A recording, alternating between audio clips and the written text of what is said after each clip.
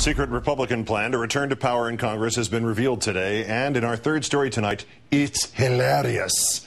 As America fights two wars and battles the greatest economic crisis since the Great Depression, congressional Republicans, led by Eric Cantor, have been working on a secret plan to bully freshman Democrats in the House. Politico.com reporting that Cantor, whose job as minority whip is to keep members in line, early this year decided to target new Democrats, compiling a photo album of 42 rookies so that when they took to the floor, he could alert members of his hit squad to try to fluster or embarrass them, using their greater experience and familiarity with House rules. Rules like those allowing House members to question each other and interrupt the other if they don't like the replies, as third-term Republican Virginia Fox did to freshman Mary Jo Kilroy, who joins us presently, badgering Kilroy about AIG during a discussion of volunteerism. Nobody is more outraged by the actions of AIG than myself. Reclaiming my time, I'd like to ask the gentlewoman to answer my question. There have been votes on record in this House, including a vote prior to the last allocation of TARP funds, in which I am on record asking for reclaiming my time, restrictions on reclaiming my time. Does the gentlelady refuse to answer? This question has been answered, and this question will be debated. I'm sorry, Mr. Chairman. I think there is a time and a place for this debate, and it is unfortunate that a debate on volunteerism reclaiming my time, has been turned into a debate on another issue. Gentlelady's reclaimed her time. Thank you, Mr. Speaker. Mr. Cantor then posts video clips of these hits on his own YouTube page, racking up massive viewer response. This attempt to embarrass Congressman Jerry Connolly, in just 1 week, it drew an astonishing 118 views. Not 118,000, 118. The attempt apparently backfired on its own merits. Politico describing Republican Jason Chaffetz as flustered by Connolly's response. Mr. Cantor is also apparently unaware that posting these videos on YouTube allows viewers to check for themselves the accuracy of the claim at Politico that Cantor's aides actually write scripts which obedient Republicans faithfully read.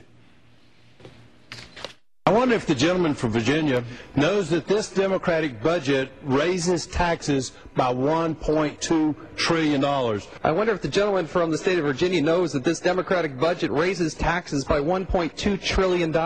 Or makes each American's share of the national debt $70,000. Or that it makes each American's share of the national debt $70,000. Or that it opens the door to a national energy tax. Or that it opens the door to national energy tax that will cost every single family in America. It will cost every family at least $3,128 a year. At least $3,128 a year. As promised, Congresswoman Mary Jo Kilroy of Ohio. Thanks for your time tonight. Thank you, Keith. Good evening. And first, let me offer my sincere condolences to you. Your mother sounded like a wonderful woman, a terrific mom, a great baseball fan, even if she did root for the Yankees. Thank you kindly, Congresswoman. I appreciate that sincerely. Gosh, 118 YouTube views. What were you thinking? What was your reaction as this was actually happening, as Congresswoman Fox both repeated her question and deliberately refused to let you answer it? Well, this is Washington at its worst. This is what the voters rejected last November.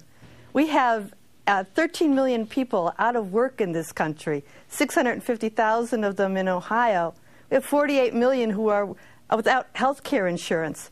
That's what I went to Washington to do, not to engage in kind of partisan bickering. People want an end to that. A spokesman for Mr. Cantor told Politico in its story about this. This is about accountability and about being the party of honest opposition. You have any thoughts on why Mr. Cantor's team would be targeting the 42 Democrats in the House who have the least power rather than, you know, the experienced members who have the committee chairmanships and who actually author the legislation? Well, rather than being a loyal opposition, engaging in reasoned dialogue and collegial debate, they're being the party of no. And they're trying to set little partisan traps and tricks with freshmen, with the new members, and with those who are most vulnerable for the next election. There was another part of this story that Politico reported that both the Majority Leader, Mr. Hoyer, and Speaker Pelosi responded to this tactic as Mr. Cantor has rolled this out. What can you tell us about the measures Democrats are taking in response to this? Well, Mrs. Fox, Representative Fox and Representative Cantor can continue to try to use the floor of the United States House of Representatives as a right-wing talk show. They could continue to behave as if they're Rush Limbaugh. But what the Democrats are going to do is to continue to work for solutions for the problems that people sent us there to work on, like health care, like jobs, like transforming our energy economy. And that's what I'm going to do. On a purely political level, when you see these videotapes afterwards, I mean, every one of them that I've seen, it doesn't seem even, it'd be one thing if the strategy really worked and perhaps they produced these wonderful sound bites that would make Democrats look dumb or defensive and Republicans look like parties of responsibility and vanquishing enemies and all that. But doesn't it, just on a human-to-human level, doesn't it make them look like, you know, schoolyard bullies? I think so. I was there talking about the GIVE Act, talking about service, about AmeriCorps and Teach for America and Vista volunteers, and instead they're trying to be rude. Well, I don't think rudeness works very well as a tactic. As a tactic, when it's a party that has been accused of having no ideas, of resorting here to bullying freshmen or fresh women, reading scripts, as we heard, they're written by somebody in the leader's office, are those tactics Democrats particularly need to be worried about in the elections of 2010? Well, I think that's what they're trying to do. Some of these little games they play, instead of really working in constructive dialogue in a bipartisan fashion, are trying to set up little partisan tricks using parliamentary procedure for the 2010 election. But I think the people will reject it then, just like they rejected it in 2008. Well, the 118 YouTube hits may be a little indicator in that direction already. Representative Mary Jo Kilroy, thank you, and thank you for your comments as we began. Thank you so much.